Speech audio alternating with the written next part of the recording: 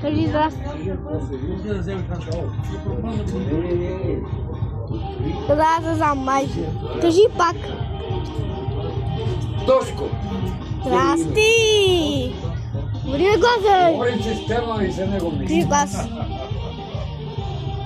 На Точе, глас. извинявам се, брат. Нема такова, човек.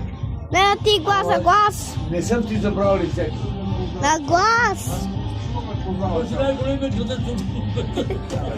Не знам, аз го казвам някакъв ти. Той само Не, се казва. Здравей, доволен ли си вече?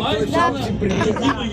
На това съм му показал. Днеска с моя приятел вечер. Мога да ти разкажа. И Абе, тук лодите ми е седиме поне. през нощта. Маличка си, бе хора, маличка си. Я знам, ти си ми разказвала тази история. Ба ти, Разказвала си ми. Чекай, що трябва да ме видиш? Давай.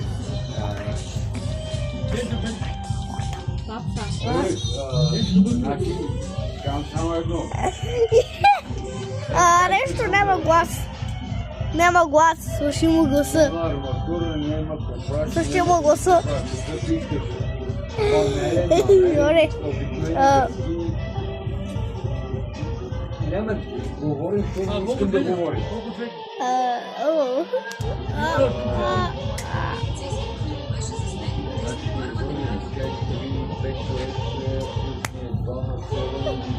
Здравей, сега доволен ли си? Да. Не си доволен. Доволен ли си? Так, не съм ги говорил, а и... Бате! Само да ви кажа, защото аз не ми се говори!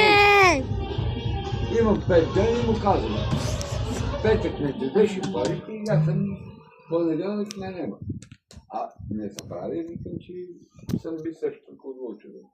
Ще дойдем и ще да решавам. Аз какво знам? И аз знам и къде имат и те познавам.